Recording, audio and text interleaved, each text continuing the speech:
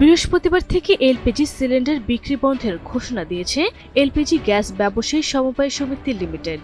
দাবি আদায় না হওয়া পর্যন্ত সারা দেশে এলপিজি সিলিন্ডার সরবরাহ ও বিক্রি বন্ধ রাখবে তারা।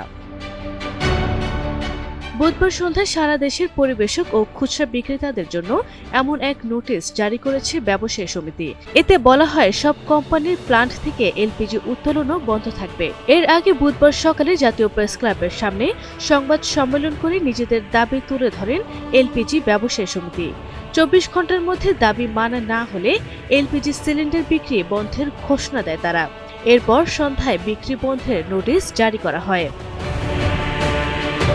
সকালে সমিতির পক্ষ থেকে সংবাদ সম্মেলনে বলা হয়, দেশে 27টি কোম্পানির প্রায় 5.5 কোটি এলপিজি সিলিন্ডার বাজারে রয়েছে।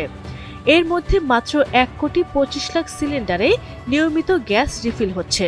বাকি প্রায় 4.25 লাখ সিলিন্ডার খালি পড়ে রয়েছে।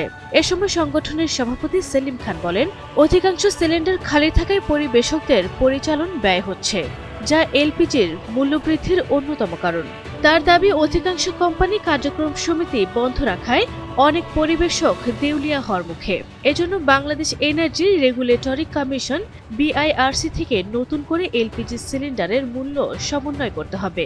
এছাড়া প্রতি মাসে বিআইআরটিসিকে পরিবেশকদের সঙ্গে আলোচনা করে মূল্য সমন্বয় করতে হবে। সেই সাথে প্রশাসন দিয়ে পরিবেশকদের হয়রানি ও জরিমানা বন্ধ করতে হবে।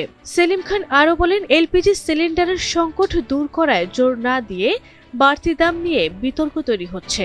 ভোক্তা অধিকার অভিযান চালিয়ে আতঙ্ক তৈরি করছে। এতে অনেকে ব্যবসা বন্ধ করে দিতে বাধ্য হচ্ছেন। বক্তব্যে বলা হয়, জ্বালানি বিভাগ ও এলপিজি কোম্পানি মিলে আমদানি সমস্যা দূর করা ছিল সঠিক সমাধান।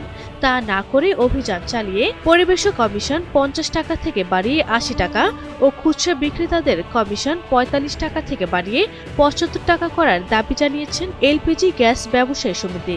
আগামী 24 ঘন্টার মধ্যে এসব দাবি পূরণ না হলে অনির্দিষ্টকালের জন্য সারা দেশে এলপিজি সিলিন্ডার সরবরাহ ও বিক্রি বন্ধ থাকবে।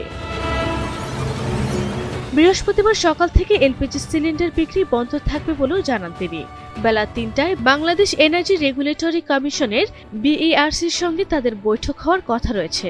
বৈঠকে দাবি মানা হলে এলপিজি সিলিন্ডার বিক্রি শুরু হবে, আর না মানা হলে বিক্রি বন্ধ থাকবে।